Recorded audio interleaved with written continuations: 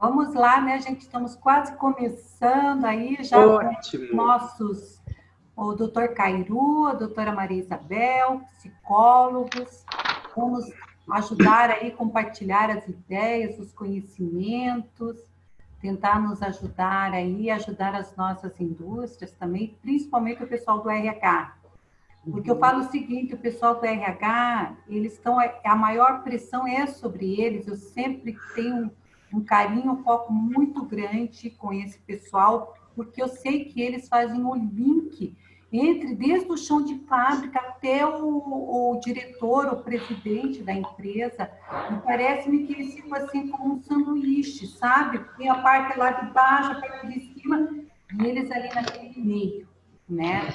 Então, a gente tem um carinho enorme por esse pessoal, sempre procura dar um suporte, um apoio, e por isso a gente já trouxe uma live sobre a questão da saúde mesmo, prevenções, medidas preventivas, de distanciamento, máscaras, etc.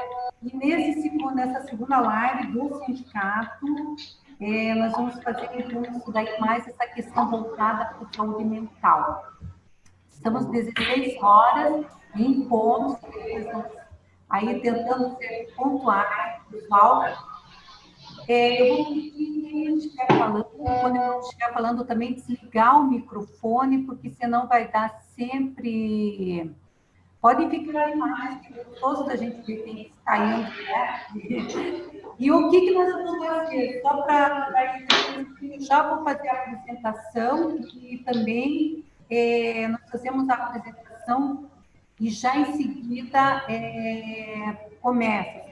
Nós vamos tentar realmente seguir o pessoal me pediu já, porque tem esse tempo na empresa, que eles só podem ficar em torno de uma hora, então nós vamos tentar respeitar isso. Aqueles que precisarem, por favor, coloquem no chat, quando vocês se apresentem no chat, nome, empresa e telefone celular, porque é mais fácil de nós darmos retornos e até chamá-los para as próximas lives que nós vamos ter. Então, estou pedindo isso para o pessoal das empresas, por favor, nome, empresa e celular. Independente se é associado nosso ou não, porque a gente deixou essa live até em aberto, logicamente que a gente sabe que vem mais os associados nossos, mas a gente já pede, não colocando nome, celular, até porque quando fizerem perguntas, e se não der tudo dentro do tempo, nós vamos estar indo, o doutor Cairu e a doutora Maria Isabel vão entrar em contato através dos e-mails ou através dos celulares para dar esse retorno, certo? Então, vamos lá, aberto oficialmente. Boa tarde, doutor Caruda, boa tarde, doutora Maria Isabel. Sejam bem-vindos. Muito obrigada por aceitar esse convite do Simpep, em vir dar esse apoio e suporte ao pessoal do RH em especial. Não é só para o pessoal do RH, é para qualquer empresário que também queira participar, mas como estávamos falando, é mais voltado para esse pessoal. A todas as pessoas que estão aí também, o meu muito obrigado pelo comparecimento. E eu vou passar agora para a Cristiane. A Cristiane é a nossa assessora de comunicação do sindicato, em que ela vai fazer a leitura tanto do currículo do Dr. Cairu como da doutora Maria Isabel. Sejam muito bem-vindos, muito obrigada por aceitar o nosso convite. Obrigada, Solange. Boa tarde a todos. Então, nós trouxemos hoje convidados super especiais que podem, assim, dar uma força muito grande para vocês, com uma visão que é muito adaptável à realidade hoje das indústrias e uma formação exemplar. O currículo do psicólogo Cairu Vieira Correia, ele tem graduação em psicologia pela Tuiuti, é psicólogo clínico e especialista em psicologia corporal, com residência em análise reichiniana pelo Centro Reichiniano, é professor de psicologia e coordenador do Laboratório de Filosofia e Ciências Humanas da Tuiuti. Possui, então, experiência prática de acompanhamento terapêutico em pacientes com esquizofrenia e autismo. Realizou trabalho voluntário na área de saúde mental com crianças também. E atuou como consultor em gestão e desenvolvimento de pessoas pela equipe da El Cuba Consultores. Já a psicóloga Maria Isabel Sazuki, ela possui graduação em psicologia pela Universidade do Iti, é mestre em psicologia social e da saúde pela UTP, é psicóloga clínica, especialista em psicologia corporal na categoria clínica, com residência também em análise reichiniana. E ela é fundadora e diretora de dança do Instituto Flamenco Brasileiro de Arte e Cultura, tendo a grande experiência aí em trabalhos psicocorporais, em atividades. Eles dois vêm atuando como consultores em empresas, né, fazendo um trabalho realmente de apoio, né, às empresas e à gestão empresarial. Então, sejam muito bem-vindos. Muito obrigado a todas, a todos. Agradecemos também a oportunidade de compartilhar com vocês um pouco da nossa trajetória, dos conhecimentos que nós temos adquiridos, realizar realmente uma troca de experiência com vocês e principalmente uma troca de perspectivas acerca do contexto que nós estamos vivendo, com um foco no campo da saúde mental. É um contexto realmente distinto, mas um contexto que também, mesmo naquilo que ele é distinto, ele nos possibilita a formulação, obtenção de sentidos. Esse é o nosso objetivo hoje, favorecer, né, em conjunto, para que a gente possa compreender com maior profundidade o cenário que nós estamos vivenciando de pandemia, as implicações no contexto da saúde mental, mas com um foco direcionado à realidade organizacional. Ou seja, existe também um caráter mais pragmático voltado às ações que nós podemos tomar em tempos de pandemia. E até mesmo para justificar esse tema, né, da saúde mental, a gente inicia com alguns dados, algumas informações decorrentes de levantamentos da própria USP, do Conselho Nacional de Saúde e também da Organização Mundial de Saúde. Que dados são esses? Ao longo dessa pandemia do coronavírus, é perceptível um impacto significativo na saúde mental das pessoas, não só no Brasil, mas no mundo, tal como a pandemia do coronavírus. E como se manifesta esse impacto? Um maior nível de sofrimento psíquico. Em todos? Não. Estamos falando de uma tendência.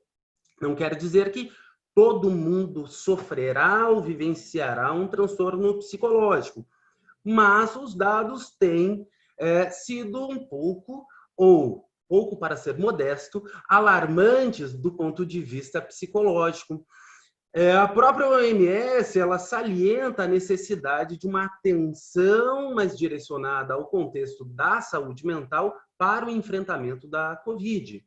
Salientando, inclusive, que a falha ou a falta de manejo das questões voltadas ao adoecimento psíquico podem ocasionar sérios riscos às relações, né, riscos econômicos, perdas, né, em ampla escala e a longo prazo. E dentro deste cenário, nós podemos nos deparar não com a pandemia em si. Quando a gente fala de um objeto, de um fenômeno, do ponto de vista psicológico, não é a coisa em si, mas a que ela se relaciona e quais os sentidos que nós atribuímos a ela.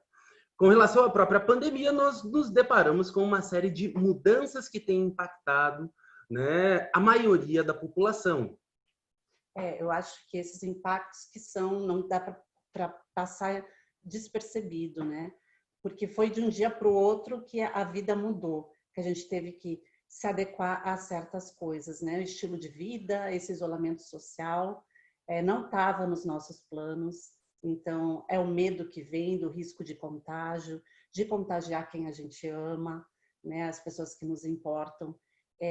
Um medo que fica permeando pela instabilidade financeira, o que vai ser do futuro, essa falta de resposta, essa corrida para a gente se adequar, se inovar, esses aparatos digitais, a essa coisa que não estava prevista, né? Então, é algo que causa impacto de alguma forma, o que não necessariamente vai resultar numa doença mental, mas é um impacto, é um estresse geral, né?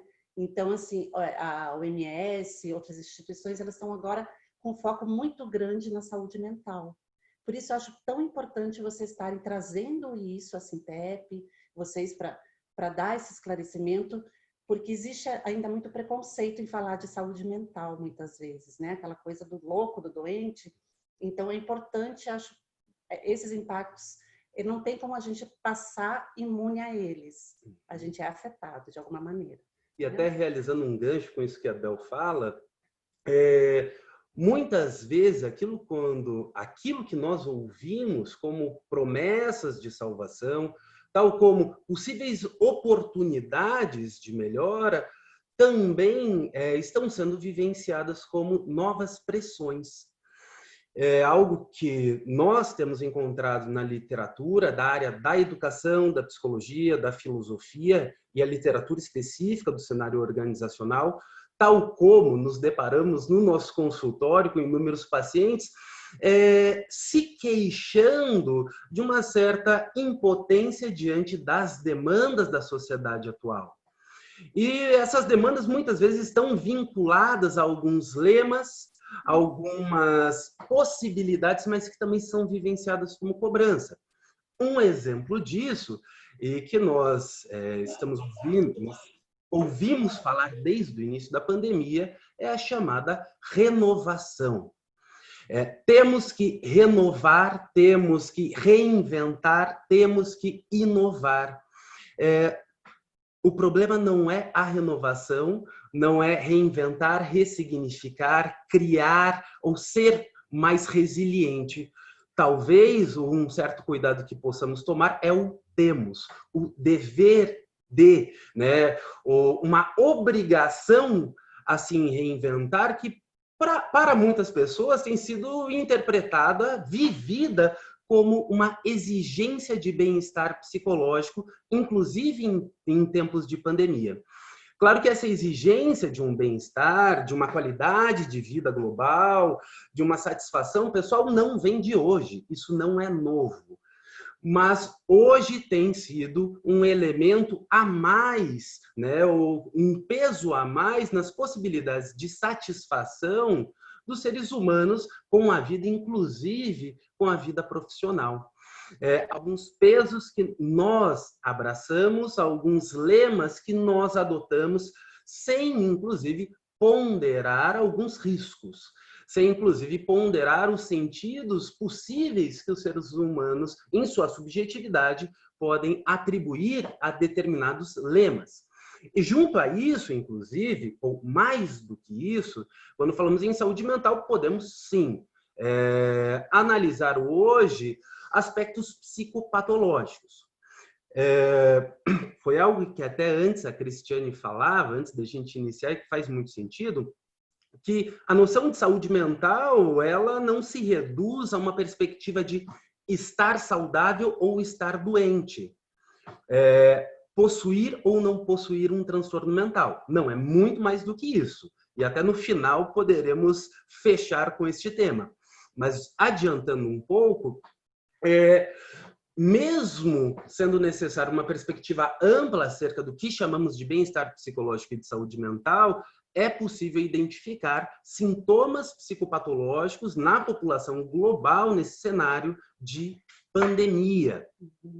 Os sintomas mais comuns nesse momento que as pessoas têm apresentado são a depressão, a ansiedade, tendência ao suicídio, o pensamento suicida, insônia, né? Isso é uma queixa bem comum de cansaço, o cansaço aumentado, o estresse, o aumento, tem um índice de aumento de substâncias tóxicas, álcool, outras substâncias, né? E essa preocupação e medo excessivo, pensamentos recorrentes, taquipsiquismo, aquela coisa que de noite, inclusive, tira o sono, o que vai ser do futuro, como é que eu vou lidar com isso, uma irritabilidade constante, a piora nas relações psicológicas, né? Confusão, raiva, o medo, a frustração. Então, são sintomas que estão aí, estão presentes, né? Então, é interessante pensar nisso, que também não precisa ser de uma forma patológica, mas sim saber lidar com isso, né? E cada um vai ter uma forma de lidar, né, Cairu? Exatamente. Falamos sim, isso é importantíssimo, falarmos de aspectos voltados à psicopatologia, como uma pessoa, um colaborador que está vivenciando um quadro de insônia, de dependência química, de depressão, de transtorno de humor, transtorno de ansiedade.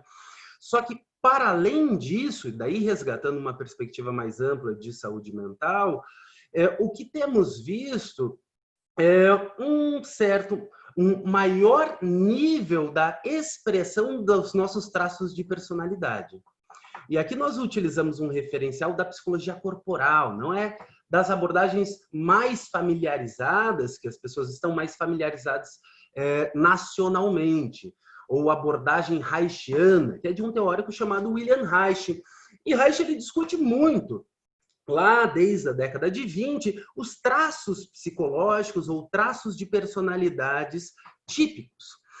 Cada pessoa possui um conjunto de características que compõem o seu funcionamento habitual, do ponto de vista psicológico. Essas características, elas são vistas como a maneira habitual que uma pessoa age e reage aos estímulos ambientais por intermédio do seu comportamento. Inclusive, estímulos voltados ao estresse ou momentos de crise, tal como muitas estão vivenciando hoje. Mas alguns exemplos de padrões típicos de funcionamento que hoje podem estar num maior destaque por conta da pandemia. Tem pessoas, por exemplo, que estão vivenciando, não que isso seja novo, mas já diz de uma característica fundamental delas, hoje, em maior evidência, estão vivenciando uma maior confusão do pensamento, uma dificuldade de foco, de concentração, inclusive nas suas tarefas de trabalho, no seu dia a dia organizacional. Tal como uma dificuldade de foco e de interpretação acerca das demandas da sua realidade. A dificuldade de interpretar o que é o coronavírus, o que está acontecendo, o que eu posso fazer. Junto a isso, uma outra característica desse padrão típico de funcionamento, uma tendência ao retraimento. Nós falamos, sim, de uma necessidade a um isolamento físico, mas, junto a isso, isso tem sido vivenciado por muitas pessoas como um isolamento psíquico, um retraimento, um fechamento, que não se reduz ao que nós chamamos de vergonha, mas um isolamento, um fechamento.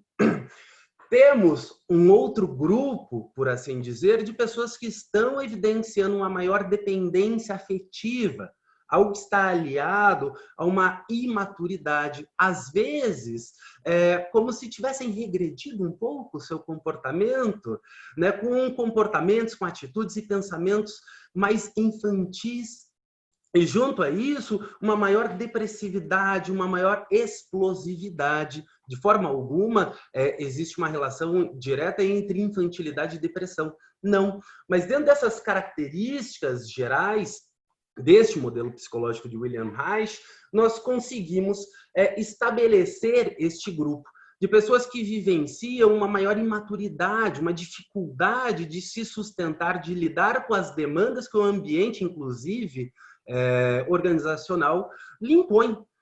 Precisam de alguém, sempre delegar ao outro, tal como um bebê que precisa ser segurado no colo de sua mãe ou de seu cuidador. Algo também muito importante a se frisar, que uma pessoa com depressão, com uma fragilidade emocional, com uma tristeza excessiva, muitas vezes não demonstra tristeza através do choro ou da lamentação. Muitas vezes demonstra isso através da explosão, através da raiva. Não é à toa que tantos relacionamentos interpessoais estão comprometidos neste momento, né? Por essa intensificação de algumas características da personalidade. Temos um outro grupo, e o quanto isso também é atual, e tem nos chamado a atenção no campo da saúde mental. O outro grupo voltado a pessoas com uma tendência à destrutividade, ao boicote, um boicote das relações, boicote das suas metas pessoais, inclusive de trabalho, uma ruminação de ideias, algo que está muito aliado à ansiedade. A ansiedade pode ser interpretada de maneira muito resumida aqui, enquanto um medo de algo futuro. A ansiedade enquanto uma tensão relacionada à expectativa de algo ruim que pode acontecer. E muitas pessoas vivenciam essa ruminação. E o que é isso? Pensamentos intrusivos e repetitivos, como se ficasse na mesma tecla. E o quanto isso gera uma maior angústia. Neste grupo também, ou nas pessoas que possuem essa maior tendência, temos um grande exemplo: se colocar em risco de contágio ou de contagiar terceiros. Um grupo um pouco ou muito distinto já evidenciam uma tendência ao perfeccionismo, a uma ordem ou detalhismo exagerado, uma atitude controladora, e o quanto isso também pode ser nocivo, né, dependendo do nível, nas relações de trabalho. Porque uma pessoa com uma tendência mais controladora não controla só si, suas emoções, projeta no outro, projeta no seu ambiente, inclusive comprometendo o clima organizacional. Como se nada pudesse sair do lugar. Como se nenhuma outra estratégia, nenhum outro plano ou ideia fosse válido para além daquela que ela elegeu enquanto uma estratégia segura. Um outro grupo, pessoas que vivenciam uma maior inquietação, um comportamento mais frenético. Não seria uma espontaneidade, mas sim uma inquietação e uma teatralidade.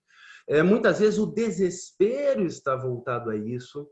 Claro que o desespero pode estar presente em qualquer um desses grupos, mas temos pessoas que, por exemplo, têm buscado holofotes, e o quanto isso se materializa nos nossos contatos em redes sociais.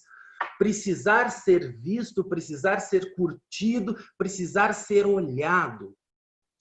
E, por último, um outro grupo dentro desse modelo psicológico, e também muito presente no contexto organizacional, pessoas que estão evidenciando um aumento nos comportamentos que revelam uma arrogância, uma competitividade exacerbada, não que a competitividade seja nociva de forma alguma, mas estamos falando de uma competitividade sem empatia, sem olhar ao outro, sem consideração do outro, tal como uma competitividade agressiva, destrutiva. E é interessante porque muitas vezes, neste cenário de instabilidade ou em cenários de crise, as pessoas acabam confundindo posicionamento com arrogância, competitividade com sadismo ou com indiferença. Então, estamos falando aqui de modelos que todos nós podemos nos identificar em certos aspectos. Isso não é eterno, pode ser que em determinado momento, etapa da minha vida, e dependendo das circunstâncias do meu ambiente, eu apresente maior características de um primeiro, de um segundo, de um terceiro grupo desse. E todos nós compartilhamos, em certa medida, um pouco de cada um. Isso, acho que demonstra bem a questão da subjetividade e a diferença de cada um, no modo de agir no mundo, né? Então, isso tem tudo a ver também com o histórico de vida de cada um, né? O desenvolvimento. Só que nesse momento, o que acontece? É uma lente de aumento dentro de tudo isso. É como se tivesse todas essas características de ser no mundo em 3D, né? Super evidenciado, assim. Então, o que a gente tem que pensar dentro disso, para pensar realmente o que é a doença, o que tem que buscar um auxílio. No caso disso se tornar grande demais, né? Como uma tentativa de compensação, uma compulsão, né? Que nem a gente pôs nessas figuras, né? Essa questão, às vezes, de compulsão mesmo, de ter que limpar, ter que fazer tudo certinho. Pessoas que estão com essa questão de limpeza que a gente já tem que estar lidando, lavando a mão, às vezes 50 vezes por dia, não é normal, né? Chega a fazer feridas, aí então a gente vai pensar num transtorno. Então, olhar o limite até onde está indo cada ação dessas, né? Aí para poder pensar realmente se é patológico ou se faz parte do quadro do momento, né? Então, essas compulsões, isso tem que estar muito atento. O abuso de substâncias, né, como eu já tinha falado, tem aumentado muito. É uma forma de colocar, tentar tapar esse buraco, essa falta, né? Ainda mais nesse momento, é uma compensação. A alimentação, né? É legal comer, é gostoso, é prazeroso, mas às vezes a pessoa está ali numa questão compulsiva, com uma relação compulsiva com a comida, né? Então aí sim é patológico, aí sim a gente tem que olhar para pensar em o que fazer com isso. E né? até fazendo um gancho nisso que a Bel fala, o quanto este momento tem nos demandado uma autorreflexão ou uma autocrítica, tal como um autoconhecimento. Uhum. Quando nós nos deparamos com maiores dificuldades ou características comportamentais intensificadas, vale muito a pena, né, se questionar qual é o sentido disso, o que está acontecendo. Não é se culpar ou culpar terceiros, mas realizar justamente uma hermenêutica da nossa vida psíquica. O que habita em mim? E muitas vezes o que eu estou buscando tampar, o que eu estou buscando compensar. Nós estamos hoje num cenário de distintos lutos. Não que em outros momentos da vida não tivéssemos isso, não.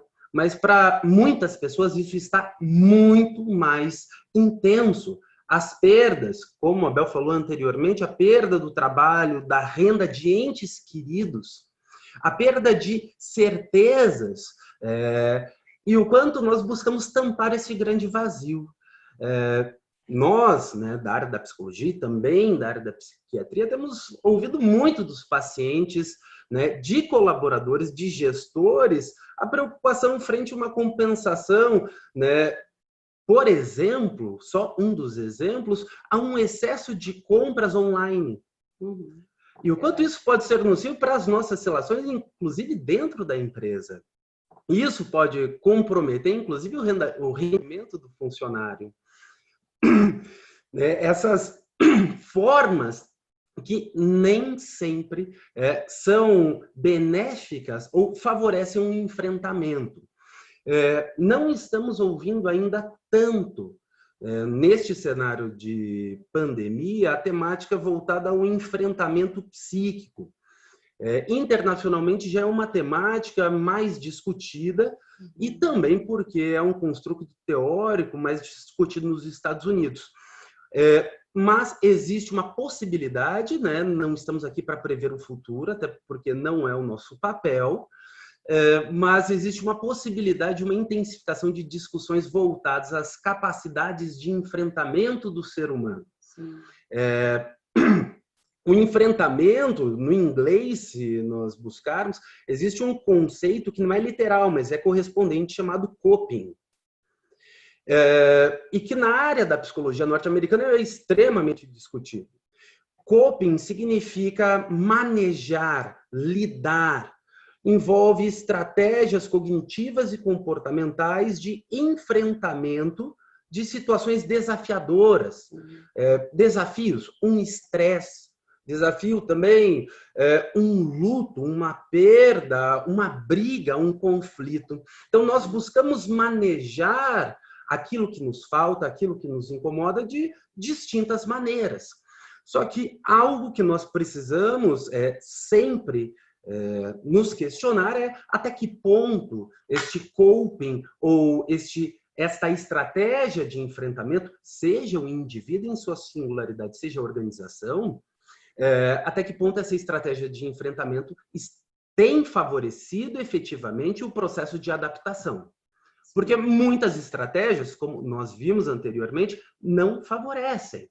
A maioria das pessoas, o consumo excessivo de bebida alcoólica, de tabaco, a alimentação compulsiva, entre outras possíveis compensações ou estratégias de enfrentamento nocivas à saúde mental e aos relacionamentos interpessoais. Isso a longo prazo Tem estudos que já estão prevendo que vai vir, é como se fosse uma outra pandemia, mais de caráter de saúde mental mesmo. Problemas realmente mentais que precisam ser vistos, né? Como um problema, como uma diabetes, que a gente vai no médico e cura, como então tem que ter isso em pauta para a gente poder lidar com essas estratégias e perceber, como disse o Kairu, nos Estados Unidos é de uma forma, mas aqui tem outras formas, porque a gente tem uma cultura diferente.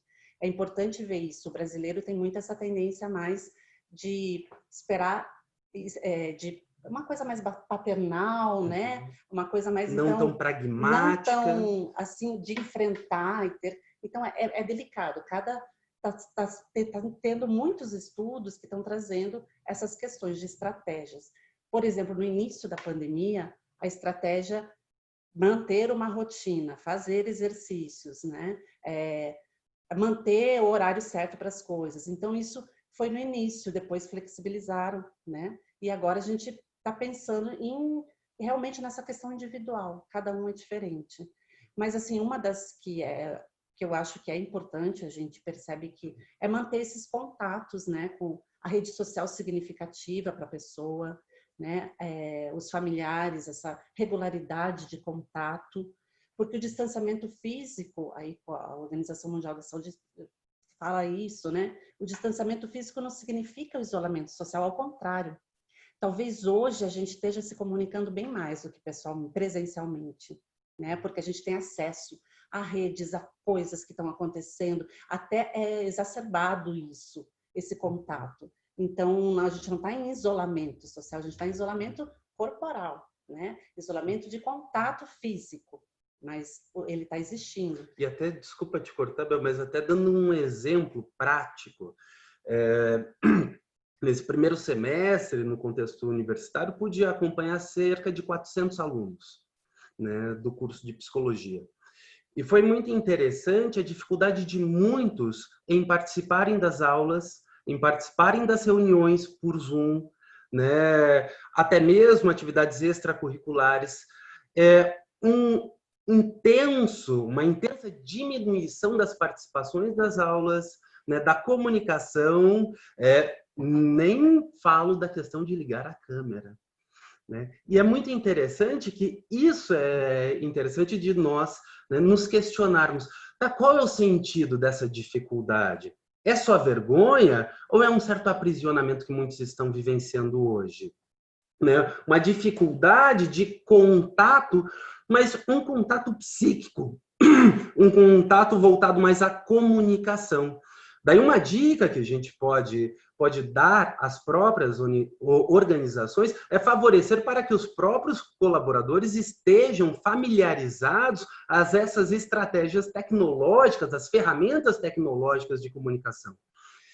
Um exemplo disso, o próprio Zoom, o quanto ainda é novo para nós, nem todo mundo sabe todos os recursos, ou a maioria dos recursos disponíveis no WhatsApp, no Facebook e outras ferramentas também de contato com seus familiares e também, né, contato com outras pessoas que lhe sejam necessárias. É interessante, então, essas tutoriais que a empresa pode estar fazendo, né, as indústrias, possibilitando para o funcionário. Mas, enfim, as estratégias, né, vamos voltar aqui. A rotina é uma, mas sem aquela pressão também, flexibilizando aí alguns momentos para relaxamento, é algo bem importante. Cuidar dos hábitos do sono, dar atenção para isso. Atividade física é importante porque o corpo fortalecido vai ajudar nesse enfrentamento. Alimentação saudável e atividades voltadas à criatividade, expressividade são de grande auxílio.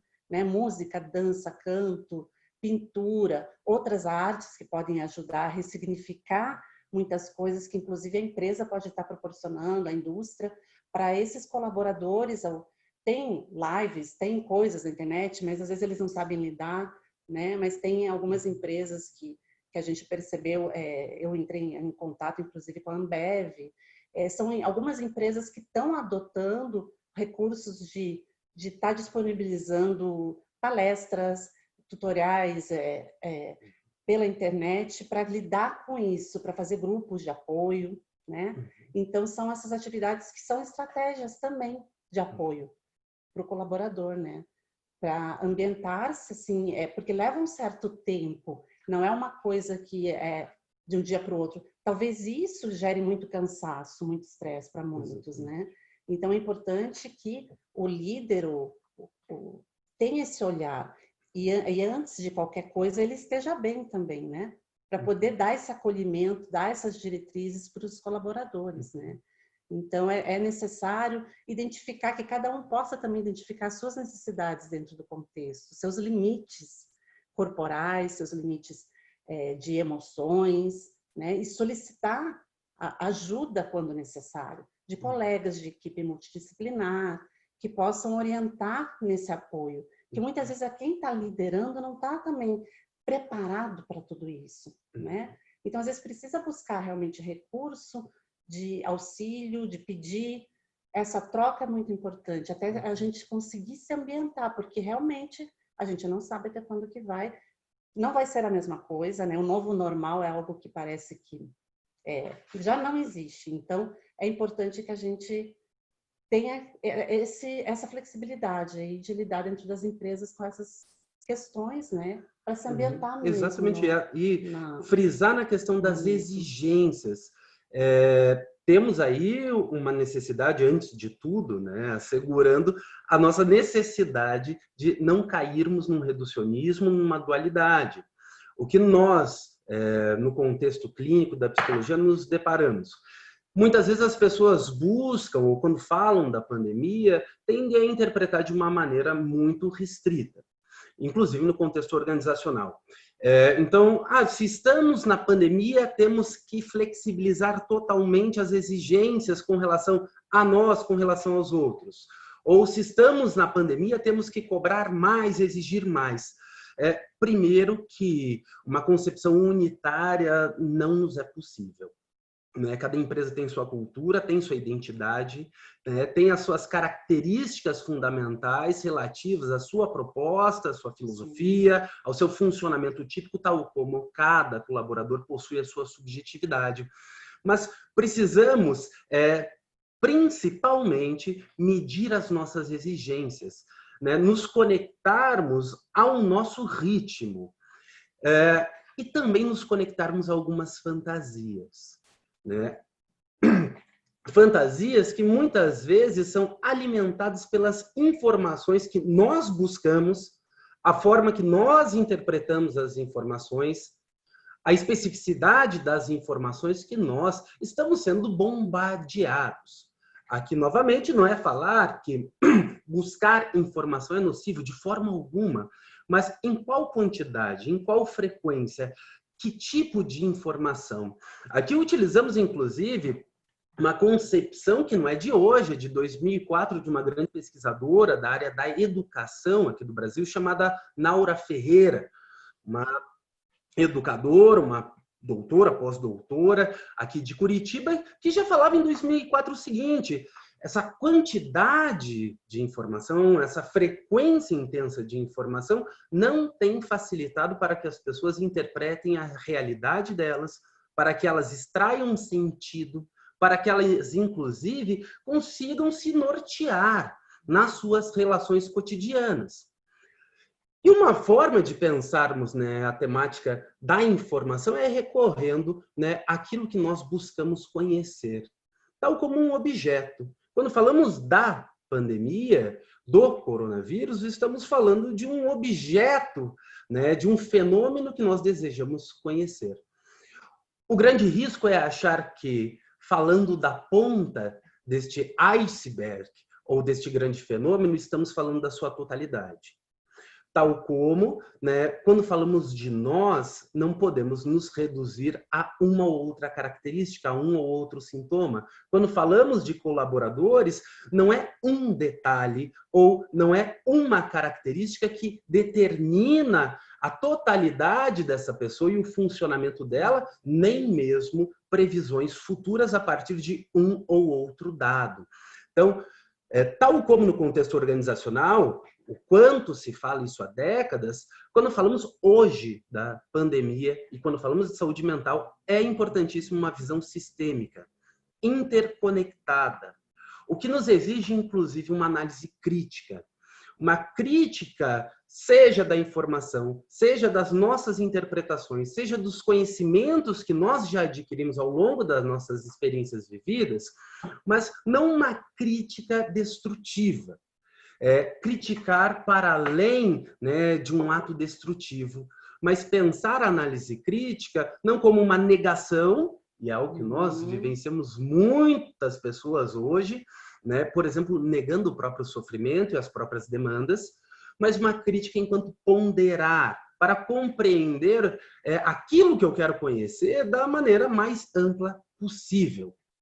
E até dentro disso, né, da questão das informações, que talvez seja um elemento importantíssimo a frisarmos agora, é importante isso, a própria OMS, né, o Ministério da Saúde, né, e outras instituições têm frisado a necessidade de limitarmos o tempo que passamos e lendo, ouvindo, né, e ouvindo notícias. Algo que daí é um cuidado a ser tomado pelas organizações. Não bombardear, né, os colaboradores com instruções, com novas diretrizes, com novos informativos. Porque, às vezes, não é a quantidade, e até me arrisco a falar que o excesso de informação nos conduz a um certo esvaziamento, uma certa tensão que não produz novos sentidos. E sabemos o quanto hoje, no cenário organizacional, nós necessitamos de novos sentidos, de novas estratégias. Então, o que podemos também orientar os colaboradores é que busquem fontes de informações confiáveis. Por exemplo, o site da OMS, da Organização Pan-Americana de Saúde, Ministério da Saúde, secretarias de saúde locais, que não busquem informações só em grupos de WhatsApp ou em post de redes sociais. Até porque este procedimento de distinguir, né, aquilo que é um boato daquilo que pode ser um fato ou que é um fato, também é um elemento que nos conduz a uma redução do nosso medo, da nossa tensão emocional. Sim. Então, como auxiliar esses colaboradores, né? A gente pensa que, primeiramente, o líder tem que estar com o seu foco muito claro dentro dessas notícias. Ele precisa, primeiramente, ser cuidado, trazer informações claras, objetivas, para poder abrir esse canal de comunicação com o seu colaborador, né? Prestar esse auxílio, e acredito que é importante esse canal aberto para que eles se sintam valorizados, né? Que o colaborador tenha esse suporte do trabalho dele que é valorizado, que vale a pena ele estar lá, que a empresa possa puxar ele para perto, ouvindo, tendo empatia, mais que empatia, acolhendo o seu colaborador, né, nesse momento. Compreender ele sem julgamento é algo bem importante. Compreender as demandas dele, trazer ele para perto, né, porque afinal a gente sabe que quem sustenta a organização não vai ser o governo, não vai ser um milagre, vai ser o colaborador, né? Então, dá um sentido para ele no trabalho dele que vale a pena. Por exemplo, né, vocês mostraram aquela máscara que a Solange mostrou, que estava fazendo a distribuição, né? Muito bacana. É um trabalho que dá sentido, que é um trabalho que eles possam se perceber fazendo um trabalho bacana, que faz sentido na vida deles. Então, é trazer para perto, abrir esse canal mais humano, né? Proporcionar informações que para eles também sejam importantes, esses tipos de informações que o Cairu falou, de não seguir rede, de procurar canais mais informativos, dar esse respaldo, né? É muito importante que o líder faça esse papel, né? Para isso, claro, ele tem que estar bem também. Né? Antes de continuar, só, Solange, como que está nosso tempo? Acho que dá para terminar. Temos ainda mais um tempinho, sim, doutores. Vamos lá, está interessante, vamos terminar. Se não der tempo para as perguntas e respostas, a gente reduz depois e eles mandam e a gente repica para vocês. Mas vamos em frente. Qualquer coisa, nos avisem. Aqui algumas outras estratégias práticas.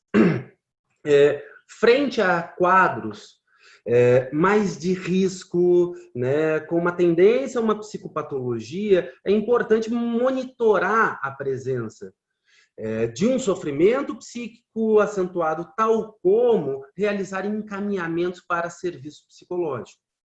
Exemplo de encaminhamentos, as próprias clínicas escola de várias universidades que possuem o curso de psicologia realizam um atendimento à comunidade, algo que pode favorecer o manejo de uma situação de crise, né, num determinado colaborador. Além disso, é algo que a Bel também iniciou falando, várias empresas estão realizando parcerias com profissionais da área da saúde mental para implementar estratégias que favoreçam o bem-estar psíquico dos trabalhadores. Mas nem tudo cabe ou não precisamos buscar sempre o profissional da saúde mental. Muitas estratégias podem ser realizadas pelos próprios líderes, gestores, pelos próprios colegas.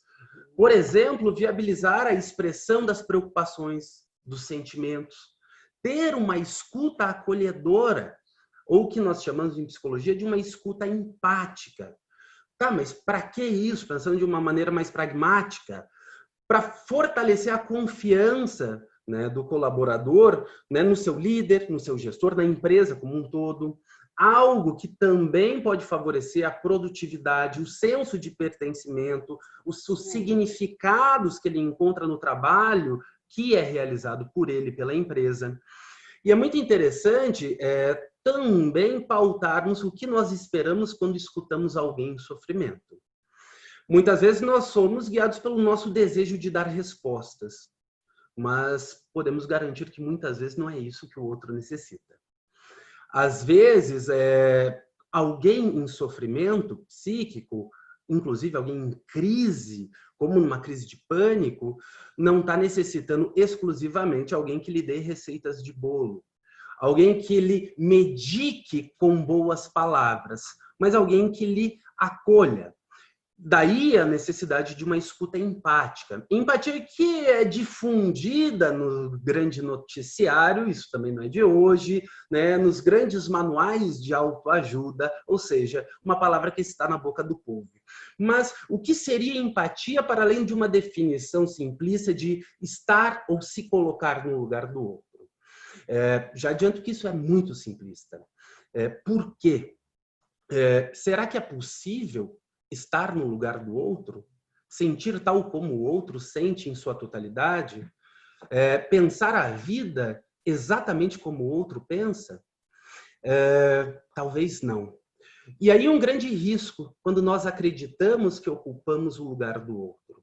Quando acreditamos saber ou confiamos num pseudo-conhecimento acerca do que é o sofrimento, o que a pessoa tem, o que ela precisa. Muitas vezes essa crença diz de tirar justamente o lugar do outro. Uma escuta empática, uma empatia em si, diz respeito não a ocupar o lugar do outro, mas ter a intenção de compreender o sofrimento do outro, os pensamentos e a vida do outro, tal como o outro pensa, tal como o outro compreende, tal como o outro sente. Então, empatia, em síntese, diz de uma disponibilidade ao contato. Uma disponibilidade a compreender o que está acontecendo com a outra pessoa, né? A escutar, inclusive, as sugestões delas. Sim, dar voz, né, para essa pessoa. É importante que ela possa falar o que ela é sem ser julgada, o que ela sente sem esse julgamento que a gente coloca na pessoa, o que tem que ser feito, o que a gente acha que é correto. Muitas vezes banaliza o sofrimento do outro, que para a gente às vezes não é sofrimento aquilo. Né? Essas questões de saia disso, você é forte, você pode, e a pessoa às vezes não pode. Né? Então, ver essa diferença, fazer essa escuta ativa, é uma escuta mais ativa, de estar ali presente na curiosidade, de saber o que vem do outro. Né? Isso é muito importante. Tal como, né? Não sei se você não, pode tal falar. como investir é um momento não só de investir, né, nos recursos da empresa voltados à saúde mental, né, nos recursos psíquicos de enfrentamento do próprio colaborador, mas também nas equipes. O fortalecimento das equipes de trabalho é um elemento que pode favorecer o enfrentamento deste momento, o manejo das situações de estresse, tal como favorecer medidas de segurança. Até porque existe uma tendência de que quanto maior o vínculo entre uma pessoa, o apreço, a consideração, mais ela cuide dela para cuidar do outro. Então, uma tendência a não se colocar tanto em risco para não colocar o outro. Daí a importância de realizarmos um fortalecimento. Infelizmente, com o nosso tempo, não tem como a gente entrar em estratégias mais específicas, por exemplo, dinâmicas de grupo ou novos contratos, aí uma ferramenta de gestão chamada contrato psicológico ou contrato de convivência, que nós utilizamos em algumas organizações, que justamente realiza um mapeamento da demanda das equipes, o que está frágil no relacionamento dos colaboradores, para realmente buscar uma mudança que possa dar conta das novas exigências e das lacunas que permeiam o dia a dia destes colaboradores. É uma questão de trabalhar esses pares, né? Esse vínculo de pares, para que eles se cuidem, né? E facilitem a dinâmica geral. Isso é bem importante, né?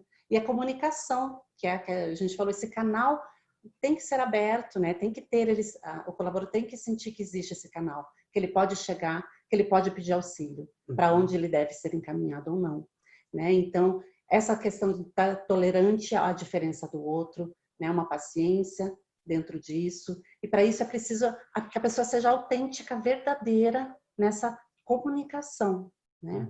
Então, trazer coisas mais verdadeiras, mais humanas é o que é importante nesse momento, para promover, inclusive, a própria segurança frente ao vírus mesmo, né? E a questão emocional, que pode exercitar um feedback também de forma sincera, né? De forma que traga esse colaborador para perto.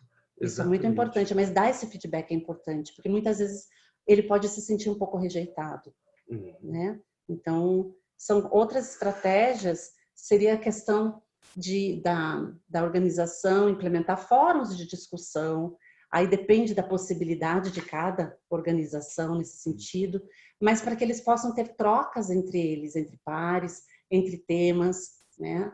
Atividades virtuais que dá para ser pensado, é uma estratégia, né? Para trabalhar esses estímulos, como eu falei anteriormente, às vezes através de arte, através de pensar num filme, através de pensar, fazer essas trocas, né? Que vai dar um estímulo cognitivo e emocional, né? Outras questões até que é interessante é mexer esse corpo, né? Atividade, proporcionar para eles alguma coisa, atividades de lazer, né? Que dêem os intervalos ou que possa ser online, enfim, não sei, né? A questão de verificar como essa empresa está funcionando, né? Meditação é algo que está sendo muito, muito usado como estratégia, né? Essas pequenas pausas, implementar horário flexível também, são estratégias que a gente pode estar utilizando. E até dentro disso, né, grupos de apoio psicológico com profissionais da saúde, né, têm sido implementados em várias empresas. Né? Até porque hoje já está muito mais familiar o atendimento psicológico online por videochamada. Sim, sim. O CRP, né, disponibilizou agora, então tem várias possibilidades de atender grupo, de lidar com isso, né, de proporcionar cursos para eles aprenderem coisas diferentes. Sim. Isso é importante, né?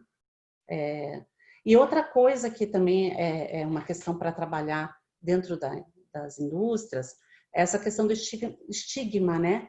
Que é algo que a gente aí encontrou, que está em pauta, que o pessoal está falando muito, que acaba que, às vezes, quem já teve, ou teve familiar que tem, como lidar com esse estigma que a pessoa, às vezes, carrega como se aquilo fosse algo que, nossa, a pessoa... Então, até termos, né? A Organização Mundial de Saúde fala para a gente utilizar, não o termo a pessoa teve coronavírus, não, usar família com corona. A família está com corona, ele perdeu a família. Porque fica um estigma, né? Como se fosse algo que não dá para ter de volta. E não, é colocar que todo mundo tá frente a isso e pode pegar o vírus e tá todo mundo no mesmo caminho, né? Ou seja, não existe um culpado, que existe esse risco entre os grupos de trabalho, de culpabilizar fulano, teve corona porque não se cuidou.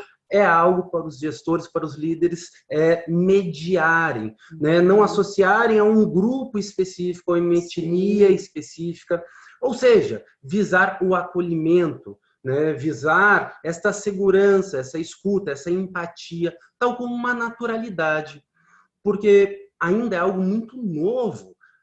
Saber como que foi para o outro adoecer, quais foram os sofrimentos, quais foram as perdas, é algo que tem que partir do outro. Então, que a gente também possa trabalhar com naturalidade, questionando, conversando sobre isso, perguntando ao colaborador, né, que retornou à indústria após o seu tratamento.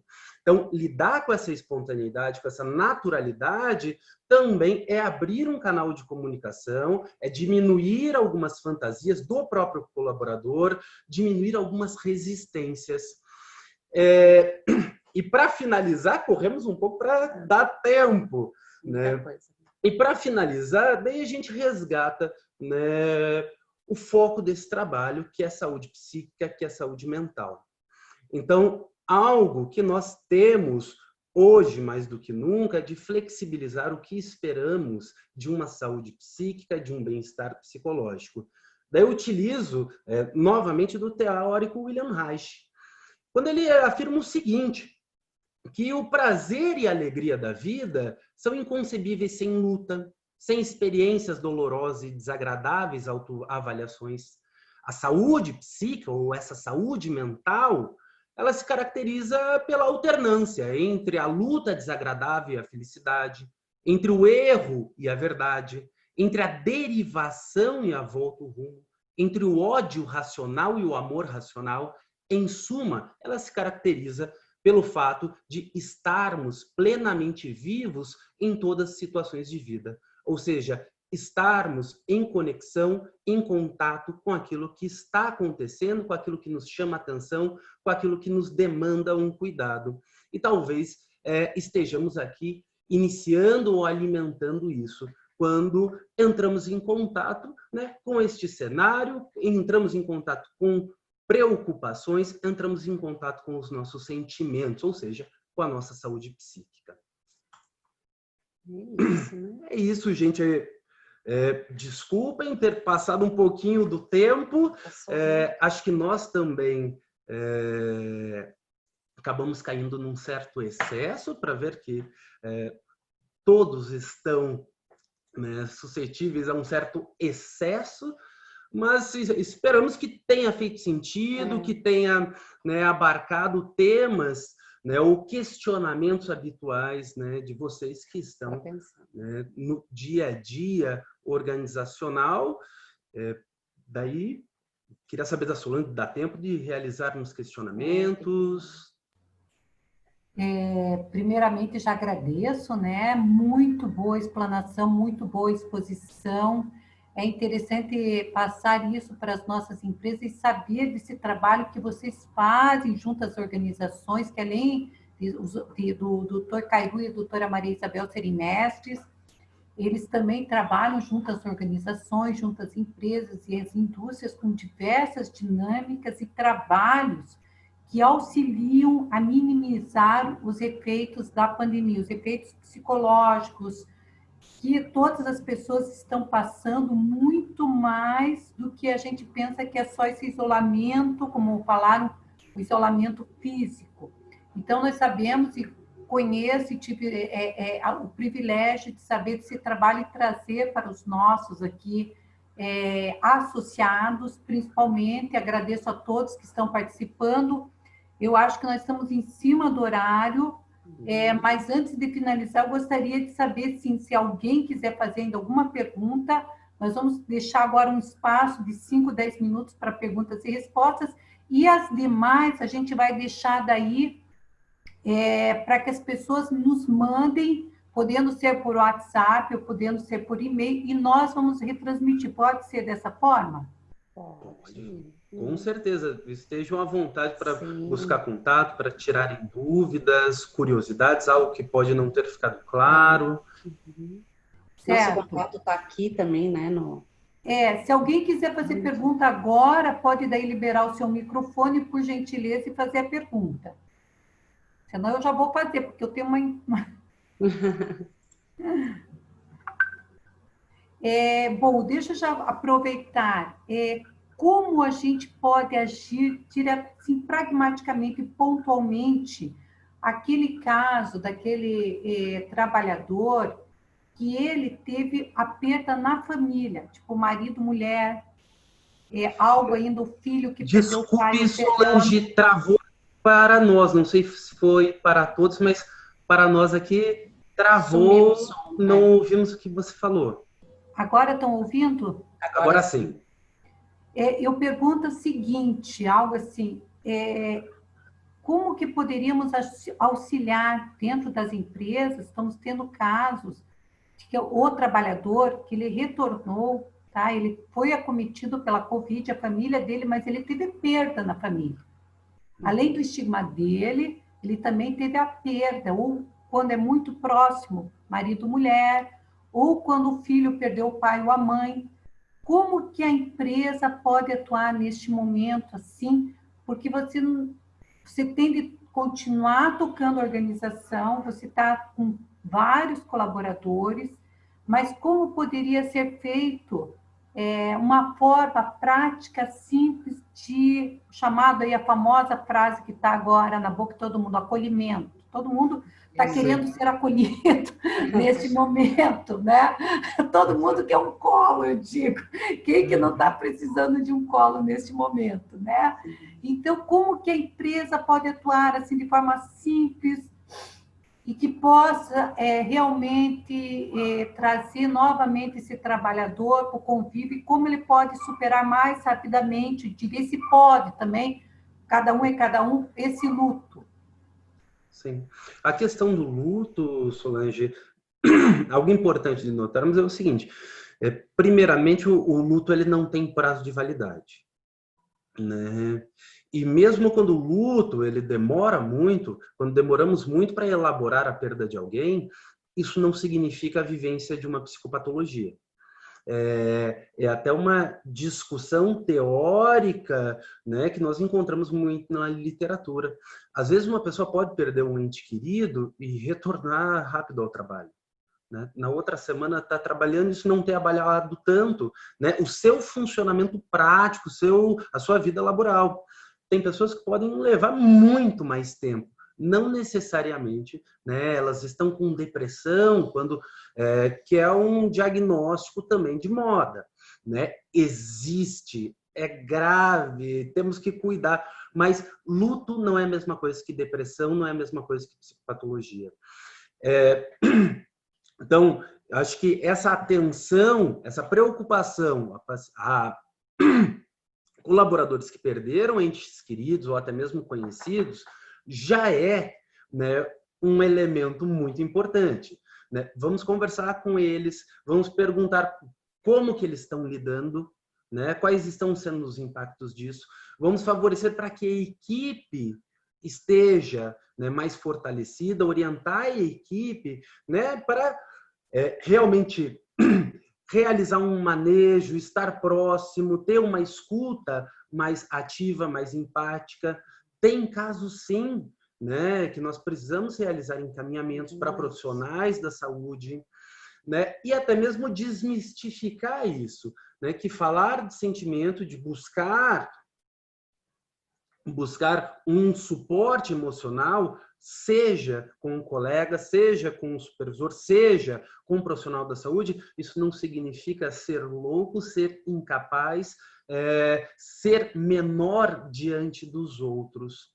Mas, então, sintetizando, né, buscar se informar diretamente com o colaborador, como ele está reagindo a isso, como que foi a situação, ou seja, se informar antes de prever medidas. Mas algo é informar a própria equipe, né, os colegas de trabalho diário, o que aconteceu, né, para que, né, busquem fornecer um apoio, né, para esse colaborador que teve uma perda e monitorar, né, quais possíveis mudanças no comportamento, no rendimento do colaborador estão ocorrendo após esta vivência do luto, da perda, até mesmo para realizar encaminhamentos. Sim. Acho que respondeu. Sim, porque isso ocorre muito, né? A gente está vendo assim e está sabendo, né? Eu falo o seguinte, que o Covid, o coronavírus, ele está tomando cara agora, porque não tem, eu acho que já estamos no momento da pandemia, que a gente está sabendo de conhecidos mais próximos, alguns parentes, de repente, tipo assim, um profissional da saúde mesmo, como eu soube, né? Pegou, todos da família pegaram, mas de repente o marido entrou no sábado no hospital e morreu na terça. A mulher ficou com a Covid, com as crianças com Covid, ela está superando bem, assim, fisicamente, no entanto, o marido, uma pessoa, tá, sabe, é muito rápido, porque eu sempre comento que a doença, isso é uma experiência minha, talvez, por isso que eu tenho, que a doença, o estar doente fisicamente, que lógico também leva para uma doença psicológica, mas que antecede a passagem da pessoa, aquilo é uma preparação para quem está indo fazer a passagem e para quem está cuidando, sabe, do doente, porque você sabendo ali que está aquela dificuldade, a doença tal, o tempo ele vai te preparando. O luto não começa no dia lá que a pessoa fez a passagem. Quando ela está cuidando, ela já está muito mais enlutada. Eu sempre acho, assim, é uma experiência que você já está sofrendo com aquilo. Agora, a Covid não está dando tempo, a pessoa aconteceu, está acontecendo, e de repente não estava preparado para isso, né? Não teve aquele tempo de preparação, né? Como um acidente, não tem tempo, aconteceu, você está sabendo. Então, isso é sempre importante, sabe? Como que as pessoas, como as empresas, porque o trabalhador que está voltando, isso que vocês falaram, eu sei que tem várias técnicas que vocês dão também, apresentam, como minimizar isso e para que ele possa voltar novamente no corpo ali, possa superar, porque o trabalho também é uma superação, ele é um auxílio para superar essa fase, né? Muito, muito. É importantíssimo que a pessoa volte a utilizar sua atividade cognitiva, né? Volte para um possível normalidade, entre aspas, mas o que acontece é que é muito frágil, realmente, até para o líder lidar com isso. Porque pega na gente também, pega nesse medo da morte, nessa falta de saber o que fazer, o que vai vir, né? No imprevisível. Então, é uma questão, bem como o Cairo falou, tentar falar mais disso, porque é um estigma também para a gente falar de doença, de morte, de depressão, de sofrimento, a gente não quer nem ver, né? Então, é importante levar com um pouco de naturalidade, né? E para isso, o líder ali tem que estar preparado também, tem que estar bem para poder dar essa comunicação e saber os encaminhamentos que deve fazer. Sim. Porque não tem como, pega na gente, é algo que está aí estampado, né? Mortes, sofrimento, e não tem como ficar assim, sem ser tocado. E é importante que seja, porque aí vai ter um contato humano, né? Do próprio líder ali com o seu colaborador. Sim. Com a verdade do que é o ser humano. Somos frágeis. Né?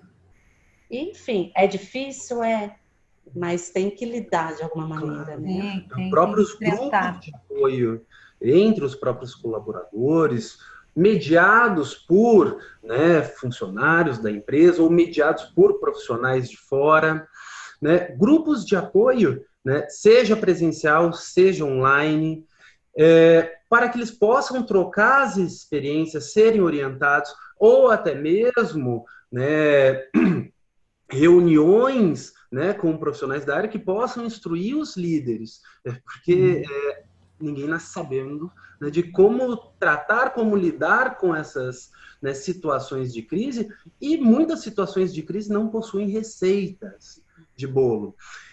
Nessas situações de crise, um elemento fundamental é evitarmos o agravamento. Um exemplo simples: muitas campanhas voltadas à prevenção do suicídio, né? Não digo as de larga escala, mas às vezes nas próprias organizações elas utilizam termos e utilizam frases que dificultam justamente a saúde mental do colaborador. Um exemplo disso, que até foi um relato, né, de uma colaboradora que eu atendi, né? Ela tinha depressão, ela fez tratamento, fazia há muito tempo, havia tentado, alguns anos atrás, teve uma tentativa realmente de suicídio, e teve na organização uma campanha contra o suicídio, né? Voltada à saúde mental. E uma das frases era: você é forte, você dará conta. E ela falou justamente o seguinte: olha, Cairu, isso eu ouço desde pequena. E tudo que eu queria é alguém aceitar que tem momentos que eu não sou forte. Então, um cuidado para que a gente não agrave, né, a situação, a saúde emocional e as situações de crise com estratégias muito simplistas, com estratégias muito imediatas e que desconsideram a situação em sua singularidade. Certo. Doutor, vamos ter mais uma pergunta antes. Eu teria muito mais que eu queria fazer, eu sei. Mas só para complementar essa minha que estão pedindo aqui, como a empresa pode ligar com o falecimento de um colaborador por Covid? Nesse caso, eu coloquei aquele colaborador que está voltando, o marido, o filho ou o pai e tal, faleceu, alguém próximo, mas ele tem que voltar. E quando um próprio colaborador, no meio da organização, você imaginou o batimento? Se puder dar uma palhinha para nós, ainda temos aí uns minutinhos e daí vamos ter de encerrar. E antes de encerrar, eu faço agradecimento e agradeço. Vamos lá. Quer falar? Posso falar? Acho que é o mesmo caso quase, né, Cairu? É bem quase, muito parecido. Mas a gente, numa situação de luto, a gente tem que tomar muito cuidado com o impacto das nossas palavras, com o excesso de informação. É um momento de tranquilizar, mas que também de falar de uma maneira que nós, ao mesmo tempo que estamos demonstrando uma sensibilidade, também estamos demonstrando uma segurança. Porque quem perde alguém precisa também de uma segurança, né, em outros, uma segurança no seu ambiente, uma segurança na sua vida. Perder alguém é uma situação de desamparo, é como se tivéssemos um buraco existencial, é como se ficasse difícil realmente se sustentar nas próprias pernas. E às vezes a maneira que nós falamos, isso choca, e isso muitas vezes inclusive está relacionado a situações de trauma. Muitas vezes o trauma com o falecimento, sim, diz respeito à situação concreta. Morreu alguém da família, mas a maneira que eu falo, né, que eu comunico a morte, é como se eu estivesse significando também a morte. Um exemplo, eu posso deixar uma pessoa extremamente apavorada, né, quando eu estou apavorado também. Chego gritando, chorando, fulano, sua mãe faleceu. O desespero que a gente vai gerar na pessoa tem que ser totalmente, né, evitado. É interessante, daí, uma situação muito simples, né, semelhante, não idêntica.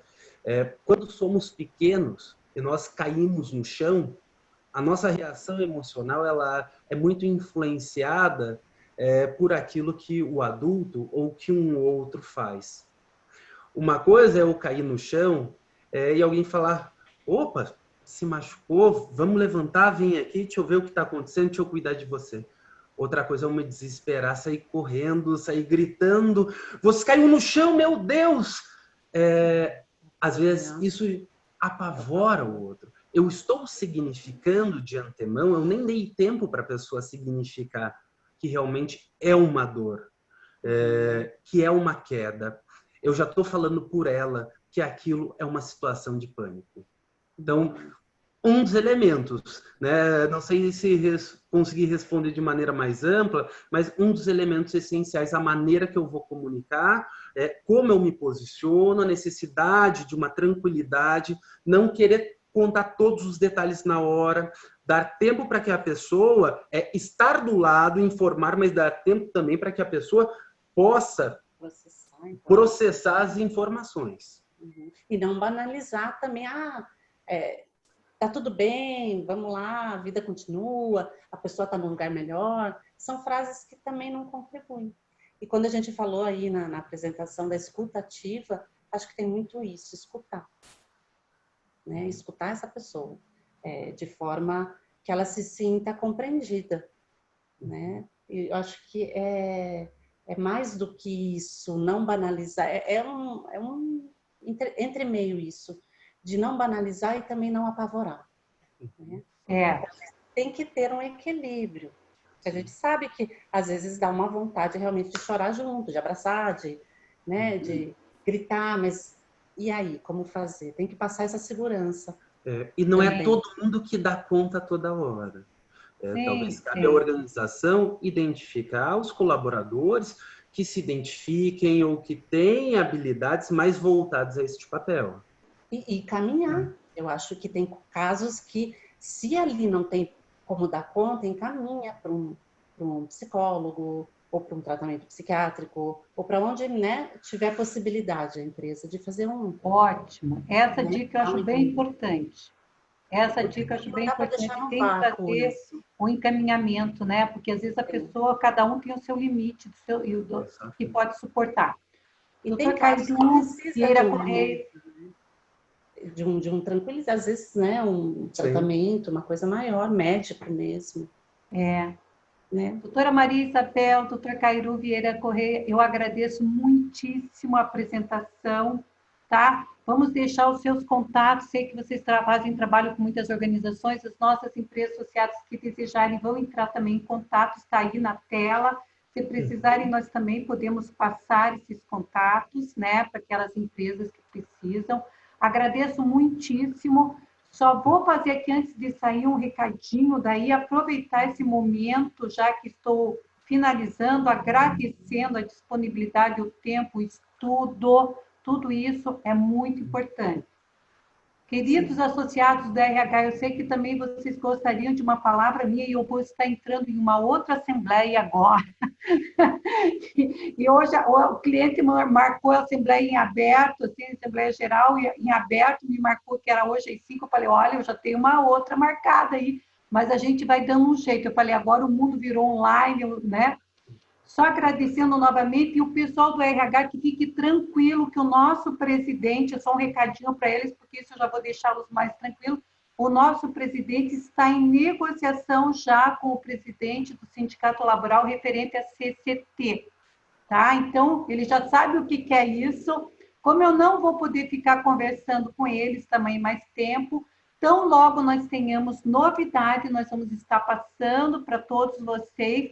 Fiquem tranquilos, as pautas já dos sindicatos laborais já foram recebidas e já estamos começando a fazer essa primeira encontro e tratativas virtuais, lá e por telefone, entre o nosso presidente e o presidente do Sindicato Laboral das categorias preponderantes. Isso ainda vamos convocar assembleias e vamos chamá-los aí para uma discussão mais ampla. Mas, por enquanto, essa novidade é a única que eu tenho, certo? Muito obrigada. Doutor Cairu, doutora Maria Isabel, muito obrigada a todos os participantes e empresas que disponibilizaram o seu tempo. Muito obrigada também. Se precisarem, entrem em contato, estamos aqui para auxiliá-los. Um grande abraço. Boa tarde. Boa tarde. Boa tarde. Tchau, tchau.